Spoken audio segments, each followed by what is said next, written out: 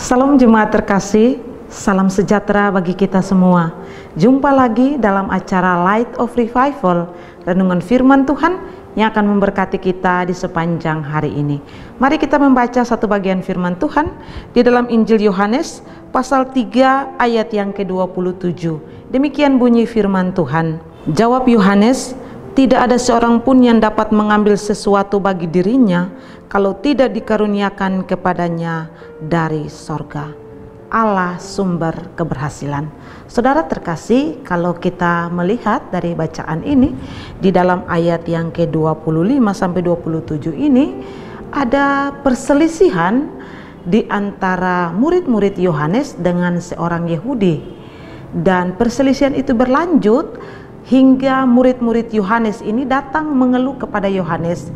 Mereka mengatakan tentang pelayanan yang Yesus lakukan. Murid-murid Yohanes ini rupanya mereka iri hati, tidak senang terhadap pelayanan yang sementara Yesus lakukan. Mereka mengatakan kepada Yohanes bahwa karena guru mereka memberikan kesaksian tentang Mesias, itulah sebabnya banyak orang yang pergi kepada Yesus dan mau dibaptis oleh Yesus, dan akhirnya sedikit orang yang mengikuti Yohanes. Dan bagi murid-murid Yohanes, mereka tidak senang terhadap hal ini. Mengapa? Karena guru mereka tidak lebih populer dibandingkan dengan Yesus saat itu.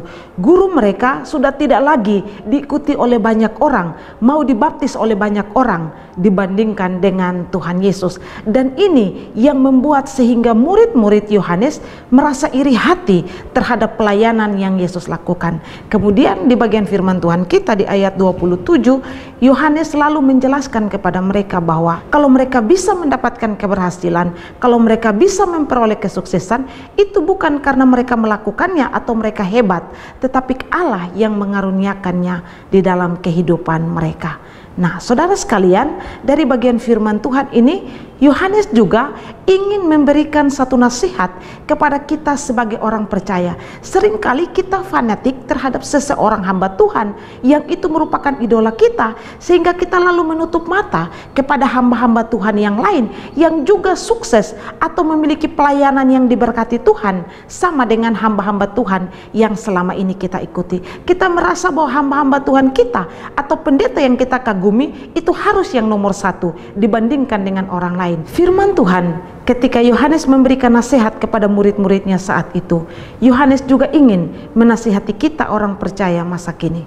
Kita harus sadar bahwa setiap keberhasilan dalam pelayanan, baik itu pelayanan oleh hamba-hamba Tuhan yang ada di sekitar kita maupun pelayanan dari hamba-hamba Tuhan yang lain, ingat bahwa keberhasilan yang mereka dapatkan itu karena Allah yang mengaruniakan kepada mereka. Mengapa hal seperti ini harus ada di dalam pemikiran dan hati kita? Pertama, kita akan menghindari diri kita dari yang namanya sikap iri hati.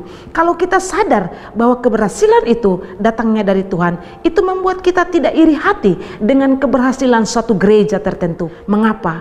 Karena dia memperoleh semua itu bukan karena hebatnya dia dan gerejanya, tapi karena Allah yang memberikannya kepada mereka. Dan yang kedua, jika kita memiliki pemahaman yang benar bahwa keberhasilan itu sumbernya dari Tuhan, hal itu akan membuat kita bisa mengucap syukur bukan saja keberhasilan yang kita dapatkan dalam gereja kita, tempat kita melayani, tetapi kita juga bisa bersyukur terhadap gereja dan hamba Tuhan lain yang juga berhasil di dalam pelayanan. Saudara terkasih, janganlah iri hati ketika sebuah gereja berhasil, tetapi kita harus bersyukur kepada Tuhan karena Tuhan mengaruniakan semua itu kepada setiap orang, dan semuanya itu untuk kemuliaan nama Tuhan. Biarlah Tuhan memberkati kita. Amin. Mari kita berdoa. Tuhan, kami bersyukur untuk firman Tuhan. Ajar kami berpikir seperti Yohanes berpikir, bahwa sukses dan keberhasilannya seorang hamba Tuhan atau gereja bersumber daripada Tuhan. Terima kasih Tuhan untuk firman-Mu di dalam nama Yesus. Amin. Saudara terkasih, saya terus mengajak kita untuk menjadikan firman Tuhan sebagai pelita dan terang di sepanjang hidup kita.